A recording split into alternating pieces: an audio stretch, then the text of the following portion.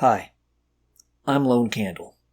26 U.S. states have banned certain medical interventions for children with gender dysphoria. In a free country, the barrier for straight up banning a medical intervention needs to be very high. The evidence needs to be overwhelming that such interventions are bad, that they do far more harm than good. That is not the case for puberty suppressing drugs, hormone replacement therapy, or even surgery. Such bans are an insult to liberty and should be removed. If a doctor, parent, and child all agree that a particular medical intervention is the best solution for their problem, then who the hell is the government to stop them? Who the hell are you to stop them? It doesn't matter how you feel about transgenders. Unless such interventions are clearly net bad for patients to the point where no reasonable person would perform them, they should not be banned. There are lots of studies on transgender interventions, and there is some evidence that puberty suppression, hormones, and/or surgery help children and adolescents with their gender dysphoria, their quality of life, depression, and even lessens their chance of suicide. Unfortunately, that evidence is mixed, and the studies are far from conclusive. Researchers on both sides seem biased and exaggerate the quality of evidence for their positions while undervaluing the evidence in favor of other positions. The evidence is mixed enough that doctors and parents need to approach such decisions with a heavy dose of caution. The burden of evidence for stopping and especially changing a child's natural puberty needs to fall on the intervention. If doctors are negligently transitioning kids who should not be transitioned, then those doctors should be charged and sued under normal medical malpractice or negligence laws. We don't need to ban procedures to enforce basic medical law. I strongly encourage parents and medical professionals to be careful about transitioning children, and for parents to get second opinions from different thinking doctors. The evidence in favor of such interventions is quite modest, and it's hard to tell which children are more likely to benefit from them. Nevertheless, such decisions should be in the hands of the parents, doctors, and the children, not the government. We are not truly a free country if medical interventions can be banned on such weak justifications. I've essentially made 3 conclusions. 1. These medical interventions should not be banned. 2. Doctors and parents should approach such interventions with caution. 3. These interventions should require parental approval. All 3 rest on my conclusion that the scientific evidence is mixed and modest. First, I'll cover the process of diagnosing and intervening. Next, I will briefly cover the evidence. Then, I'll apply this modest evidence to each of my 3 conclusions while also discussing various relevant topics and alternative arguments. Finally, I'll conclude. Diagnosing and intervening. First, someone is diagnosed with gender dysphoria. Such a diagnosis requires a clear difference between someone's expressed/experienced gender and their sex. It must persist for at least half a year. The desire to be the other gender needs to be spoken. These feelings should cause distress or impairment in important areas of functioning, like at school, home, or with friends. When a child is referred for help, he will be interviewed and examined. After some period of therapy, it may be determined that transitioning with medical help is best. How many interviews and how long one will wait depends on the doctor's approach. A first step may be a social transition where the child lives like the other gender. Sometimes the gender has already socially transitioned before even seeing a doctor. medical interventions don't start until the beginning of puberty. The child may start with a puberty blocker that stops the child from going through puberty. This gives child, parent, and doctor more time to decide if further transitioning is right. Next, a child goes through hormone therapy, where they receive the hormones of their desired gender. This basically induces the child to go through the puberty that matches their desired gender. Finally, surgeries can help finalize the desired body. The scientific evidence. The ideal study doesn't exist. The ideal study would be a randomly controlled experiment where we have a large sample of children with gender dysphoria who are randomly selected into different treatments, including placebo treatments. Then we observe a variety of differences in the different groups over several decades. Unfortunately, this has not been done and is unlikely to ever be done. Once there is some evidence that these medical interventions can help, it becomes unethical to not apply the interventions on those who a professional has determined needs them. 2. Parents and children who want help with gender dysphoria are unlikely to volunteer for an experiment where they might only receive a placebo. 3. Placebo effects can be powerful. Just knowing that one is getting a medical intervention may benefit a person psychologically. So, the placebo receivers should think just as much as the treatment groups that they are getting the treatment. However, when a placebo patient who has been told that she has been given puberty suppressants starts going through puberty, they will know they are not the placebo group. When a placebo patient who has been told that she has been given testosterone does not see the effects of testosterone, she will know she was giving a placebo. When a placebo patient who has been told she has been given gender reassignment surgery looks down and sees that her original member is still there, she will know that she was given a placebo surgery. So, I'm not sure a randomly controlled experiment with a placebo is even possible. Even if we said, screw the placebo, just let the control group knowingly get no treatment, we'd still have a problem with the first two issues. Despite no long-term randomly controlled experiment, we do have several other studies that have come in the following formats. Taking measurements of children before and after their medical intervention and seeing if they improve on certain metrics. Looking at children who wanted certain interventions and never got them, and comparing them to those who actually got them. Comparing those who got interventions to those with gender dysphoria who did not. Comparing those who got interventions to the general populace. Looking at persistence and desistance rates. Looking at regret rates. At least one randomly controlled trial for testosterone therapy that only lasted 3 months. And other studies examine the risks and downsides of these interventions. Studies find benefits. Although the studies are mixed, in general, the studies tend to find that such interventions are associated with better mental health compared to before the same people had the interventions, and compared to those who did not get the interventions. This evidence is inconclusive because there are some findings that do not support these conclusions. Many of the studies have trouble keeping track of all the participants, and the lost participants could correlate with key variables, biasing the study.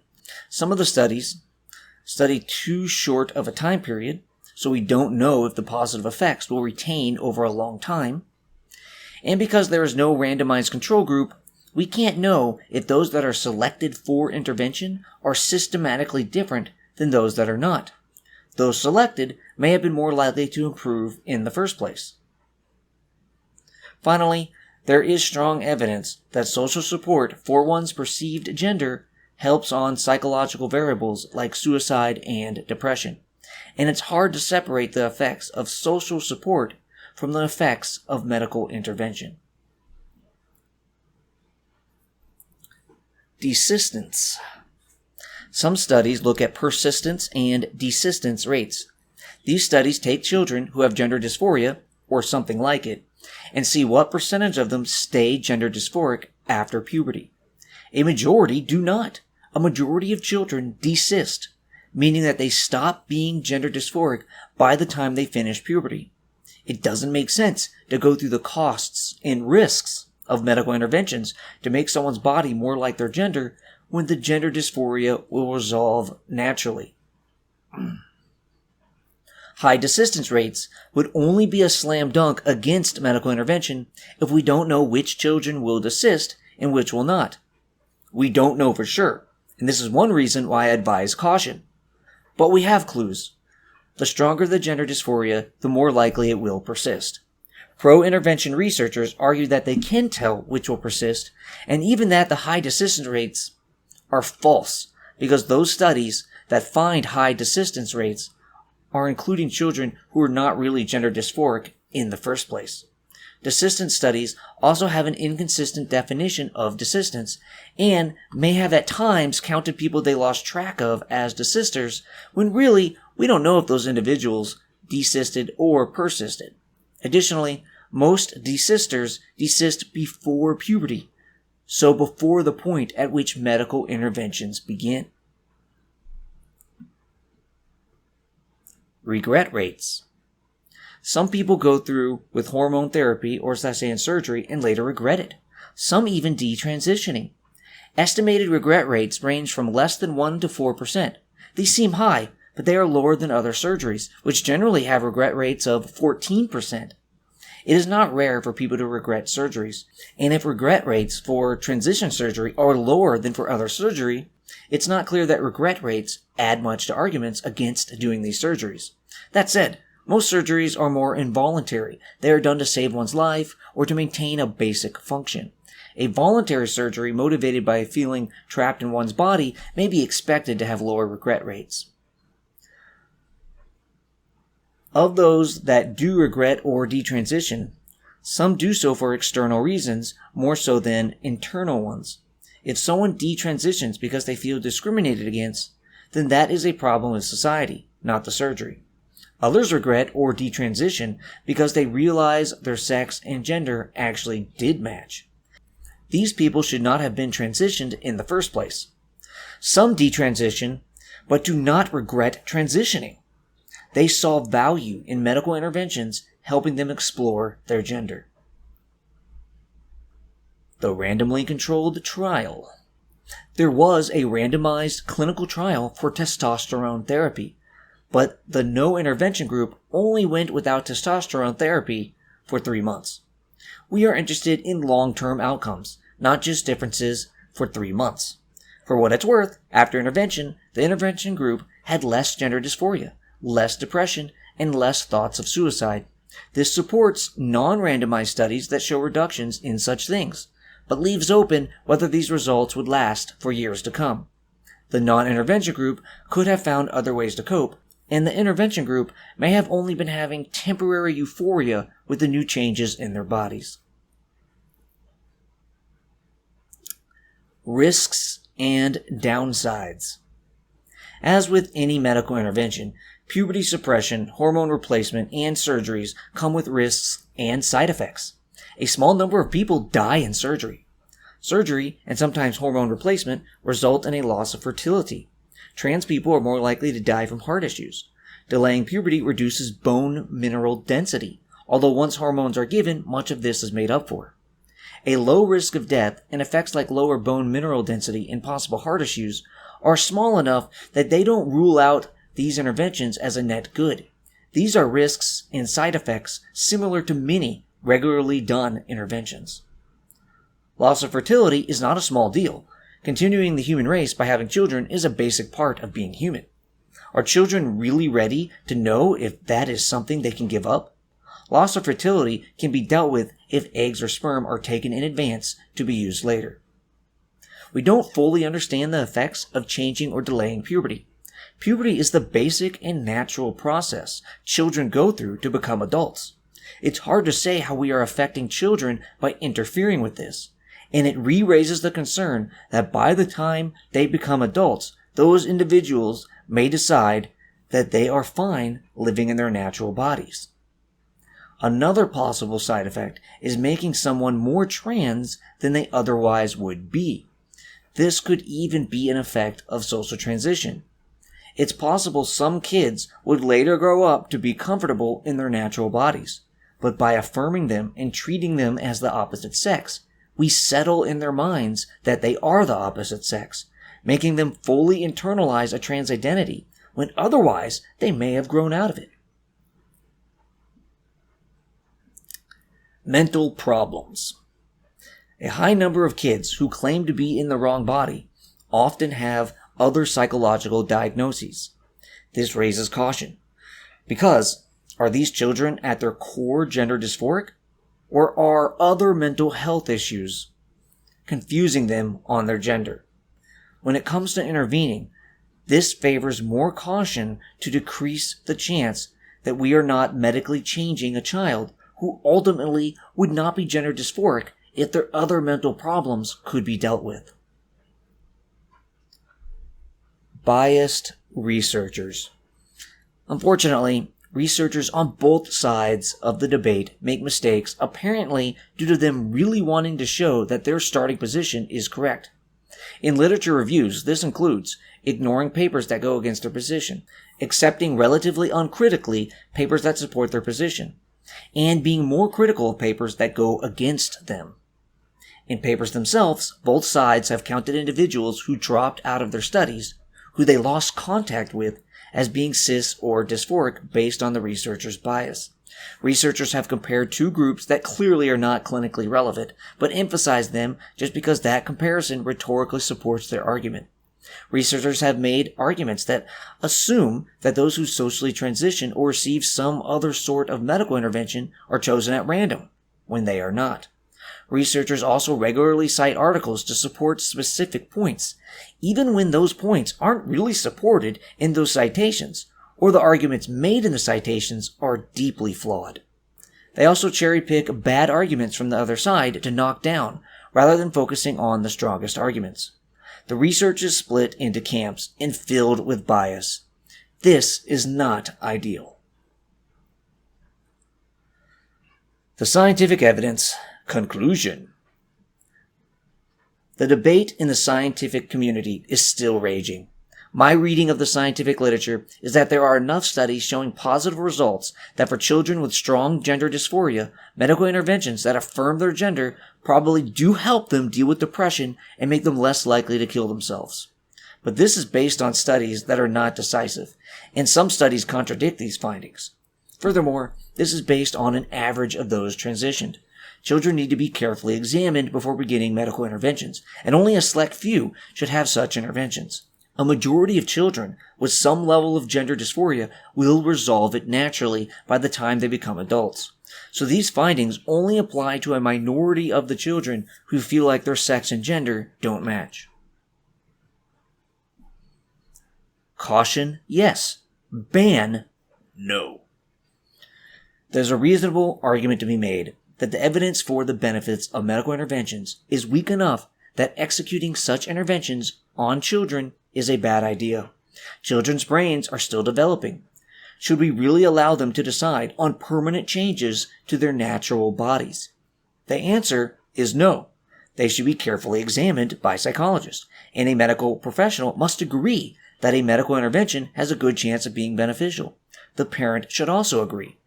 I agree that the uncertainty of the evidence urges caution, and I respect a professional's opinion who thinks it never makes sense to intervene on a child. However, none of this justifies a straight-up ban. Some professionals do think these interventions help children. Many children have gone through these interventions and are happy with the results. Many parents have listened to the doctor and their child and consented. It would be wrong for the government to override child, parent, and medical professional when the balance of the evidence shows these interventions may help children with gender dysphoria.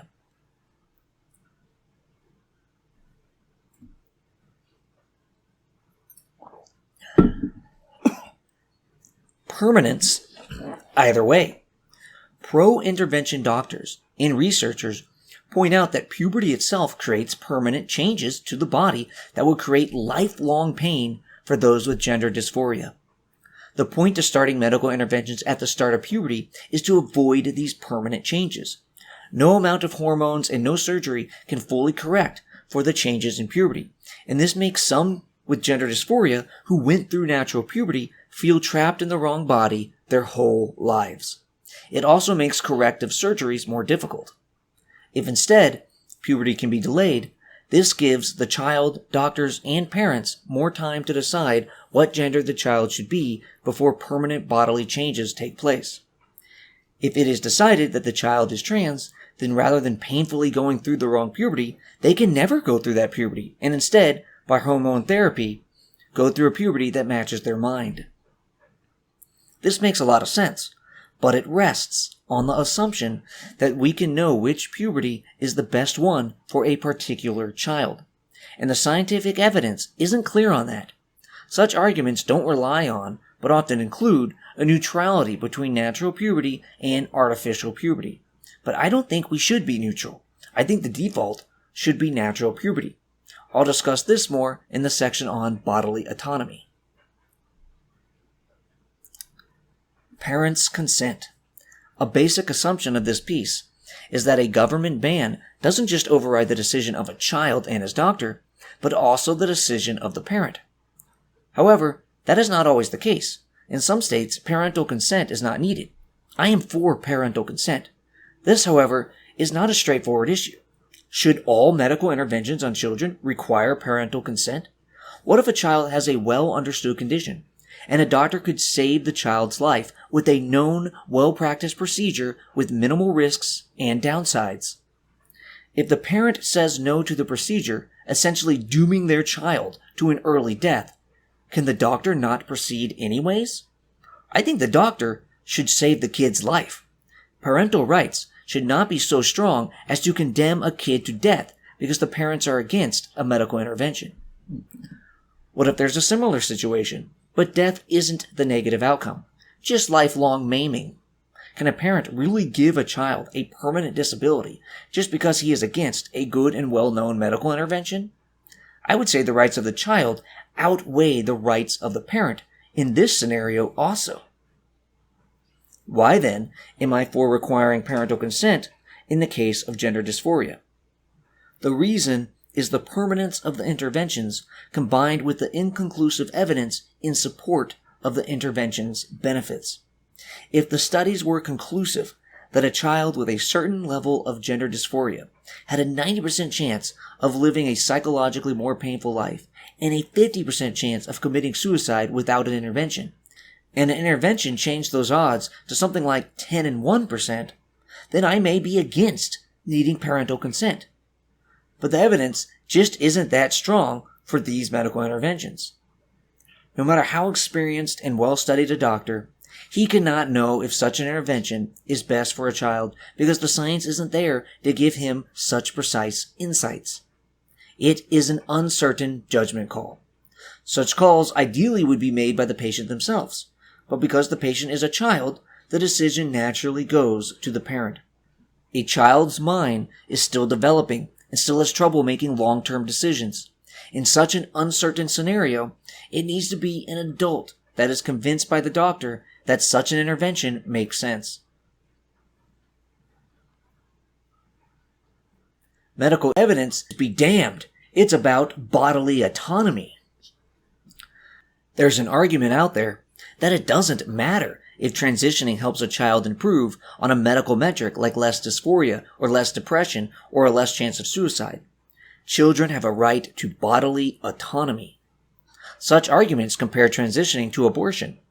Although in some cases abortion can help the mother survive, most of the time abortion is not a medical issue for the mother. Abortion doesn't solve some ailment.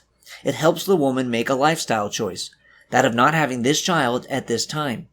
Women can get such interventions because the point to medicine isn't just solving ailments, but also allowing people to control their own lives and bodies. If women can have interventions to control their lives and bodies with abortion, then the same goes for sex changes. Such arguments highlight the exploratory advantages of puberty suppression, hormones, and surgeries. Gender is complicated. It is not clearly a 1 or a 0, and it's fluid.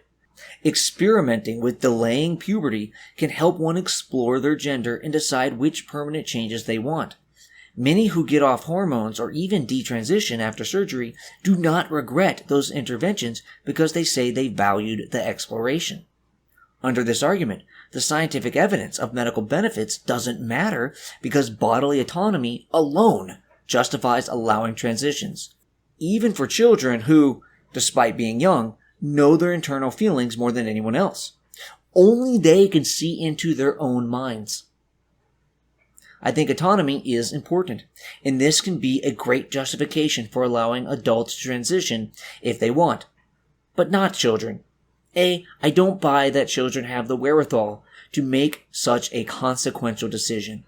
B, the argument explicitly assumes a neutrality between natural puberty and medical intervention, and I disagree with this neutrality. I agree that children have unique insights into their own brains, but nevertheless, they don't know how they will feel after puberty, and they can't know. This is why we need medical professionals to carefully examine them based on their experience and the scientific literature to help decide if an intervention is necessary. Both the child's access to his internal self and the professional's expertise must be brought to bear. That most children with some kind of gender dysphoria desist by the time of adulthood gives us a sign that children are often confused and don't know how they would feel in the future. We need careful examinations to help us predict whether their dysphoria will be a permanent psychological issue or a temporary childhood phase. Going through puberty creates permanent changes that may create lifelong psychological pain for a person.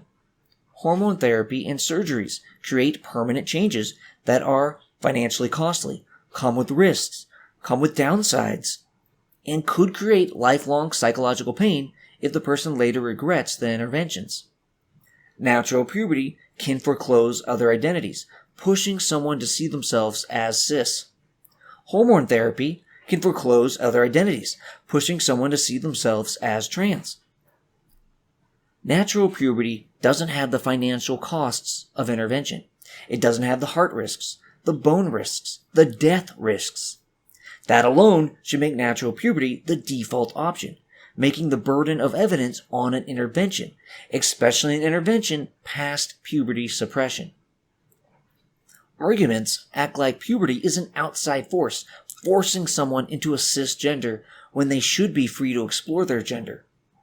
But puberty isn't an outside force. It's an internal force. It's a natural part of becoming the person you are. Puberty isn't forcing people into a cis identity. It is showing them the adult identity that they have. Naturally growing into oneself is more important than medically allowed exploration. If someone is uncertain on their gender, natural puberty should be what helps them decide. If that makes someone more likely to end up mostly cis, then that's good because they won't require hormones and surgery and will be more likely to be fertile. If someone has gender dysphoria, and the best way for them to live their life is as the opposite sex, that's great. Whatever helps them. But if someone is uncertain, we should not treat these two options as equal. One's gender matching their sex is better. It facilitates one living normally in society and having a better chance of being fertile and continuing the human race, which is one of the main joys and purposes of many people's lives. Again, this is not an argument against transitioning the truly dysphoric, but it is an argument against treating medically intervened exploration as equal to going through natural puberty, or treating the options of being trans or being cis as equal. If a child is unsure, it is better to be cis, and they should go through puberty and see how that makes them feel, not be left in a medically induced limbo. These arguments also say that cisgender being the default is a social imposition. But cis being the norm isn't mostly a social product. It is the natural norm. It's how we pair up and continue the species. We don't need society to tell us that cis is the default. If it wasn't the default, the human race would diminish or even end. Affirmation model. A major approach to children with gender dysphoria is the affirmation model. This model has passionate proponents and passionate opponents. I'm not going to decide which model is best, but I have a few observations. The affirmation model is often described using a ridiculous straw man. It is treated like a child walks into a doctor's office, says they are trans, and the doctor starts the medical intervention immediately. When you look at how actual affirmation doctors run their practices, this is not what they do. They examine the patient and only transition if it makes sense based on their expert opinion. Now, affirmation doctors do put more emphasis on affirming the child, meaning more weight on what gender the child says they have. And this includes affirming the child by using their preferred pronouns, names, and allowing them to dress the way they want. Affirmation doctors will more quickly allow for a social transition and have a lower bar for medical intervention. Other models want relatively more psychological exploration and a greater focus on resolving other mental health issues before they allow any sort of transitioning. Both affirmation and other models require examination and determining the strength of a child's gender dysphoria. So these are not opposites, but different places on a spectrum. Additionally, there is a range of practices among those who consider themselves affirmation doctors, and an even wider range of beliefs thrown into the affirmation category by its critics. Social transition. One intervention that is not necessarily medical is to allow the child to fully present themselves as the opposite gender. This can be helpful for exploration and has much less risks than other interventions. There is, however, still a fear that social transitions may lock in a trans identity, when a child may have been a happy cis adult, if not for going all in on a social transition as a child. I'm a helicopter. A common meme response to gender dysphoria is that if a man can be a woman, then I'm a helicopter, or I'm a dolphin, or then I need 2 penises to feel comfortable in my body. These comparisons are ridiculous. Both men and women are human beings. The social, attitudinal, and societal role differences are tiny compared to that of a human and a dolphin, and even more so between that of a human and a helicopter. Humans don't have 2 penises. That isn't a thing. If someone thinks they need 2 penises, then there is something more seriously wrong with them, or they just want it for a flight of fancy. The idea that someone with a penis has a mind that works much more like that of a woman isn't crazy. Any open-minded cis person should be able to imagine themselves in their body with the attitudes and behaviors more associated with the opposite sex. It's not a huge leap to imagine that someone could for some reason have a mind that doesn't match their sex. That someone would have a mind more like that of a woman even though they have a penis. They'd still be human and have personality traits mostly distinct from gender, but on the collection of attitudes that make someone a gender, those attitudes go more with the gender opposite their sex. Someone who thinks they're a dolphin hasn't simply mixed up which kind of human they are, they've mixed up which kind of species they are. Gender is the attitudes, behaviors, and social roles associated with sex. Or as Michelle Cretella defined it, gender is a term that refers to the psychological and cultural characteristics associated with biological sex. By what gender is, it makes sense that someone may have it mixed up. Species are not simply attitudes or psychologies. They are biology through and through. No matter how dolphin-like one's personality is, you are always a human, and are much more human mentally than you could ever be a dolphin. By sex, a man will always be a man, but he could be a she mentally in a way that he could never be a dolphin. And of course, it's not even possible to be a helicopter mentally because a helicopter doesn't have a brain. You can pretend inaccurately that a helicopter has a brain and pretend to fly around, but that doesn't align to the reality of a helicopter. While a man who truly feels he is a woman is in reality more like a woman than a man when it comes to gender. When it comes to sex, he will always remain a man, even after hormones and surgery. The gender of a man and a woman are basic psychologies of a person. Desiring 2 penises is not. Desiring two penises is not just having your gender and sex mixed, but imagining a way that humans are not, without some sort of hilarious mutation. It's not having two basic things about a human mixed up, sex and gender. It's desiring a way of being that is not human in the first place. B. Not only is gender dysphoria more understandable than these meme comparisons, gender dysphoria is a well-studied and decently understood phenomenon. We may not know what to do about it, and we have more to learn, but we know it exists and know a lot about it. This is not the case for the meme comparisons. The meme comparisons are just made up, not well-studied mental issues. A final meme comparison is, what if someone says they are trans race? The sex-gender analogy to race is sex, not gender, while the importance we put on race is cultural. That some people are from lineages that give them certain types of hair, certain skin colors, certain nose shapes, etc., is biological, not psychological. A white person can identify more with black culture than white culture, but it is a confusion for them to identify as a black person because by their descendancy, they are white. Just like that, while a person born with a penis will always be a male by sex, their psychological gender may be more female. So one's race cannot be changed like one's sex cannot be changed, but someone can identify more with the culture generally associated with a different race, like how a woman can identify as a man. Another important difference here is that while gender differences in society have grown smaller, there is still a difference in how women generally act, feel, dress, etc. compared to men. These differences are rooted in biological differences between men and women. So these differences are an inherent part of society and the species. The different cultural characteristics between races, however, are almost all, if not 100%, cultural. These are not inherent. So, because we have core differences between men and women that will always be a part of society and psychology, it makes sense to treat someone with a gender-sex mix-up like they are the opposite sex. While it doesn't make sense to treat a white person who identifies with black culture as a black person, because we shouldn't be treating white and black people differently in the first place.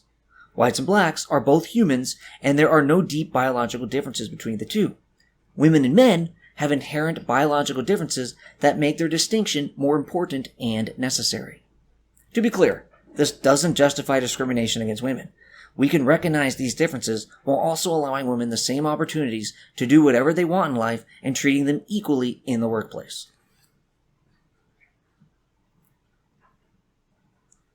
Conclusion. I believe in freedom. I believe in limited government. Society should not have the right to ban things willy-nilly. If society is going to tell me I can't do something, the burden of evidence is on society.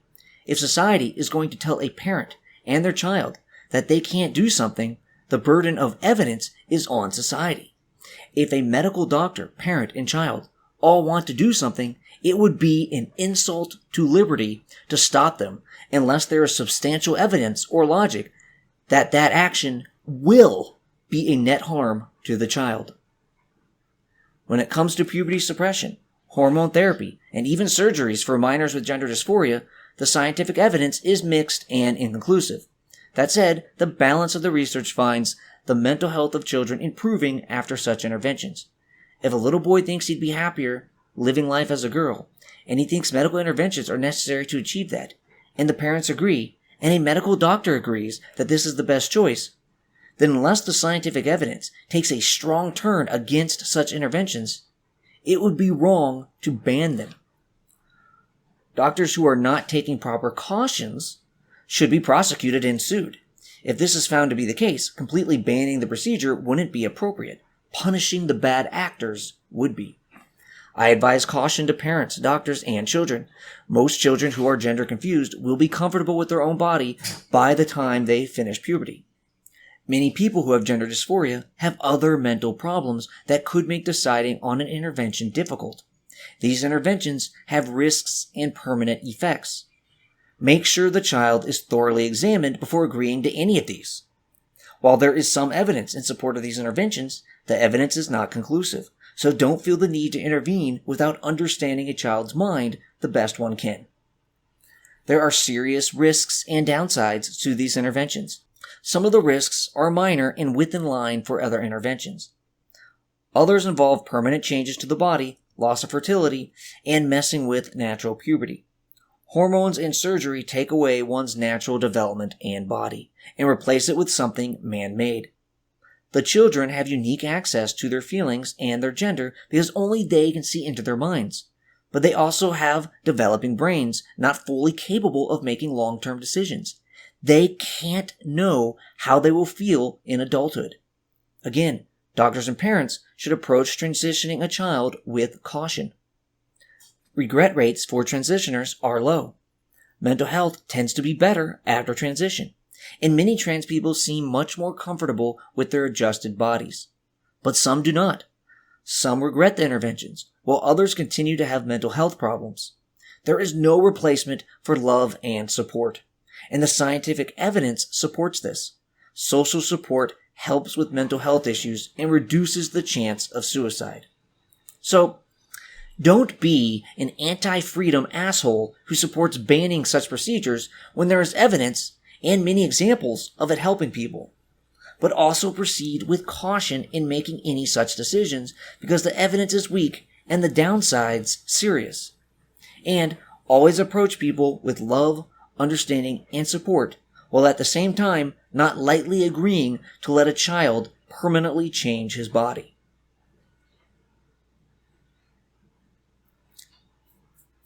Well, I'm Lone Candle. Like me, comment me, and love me.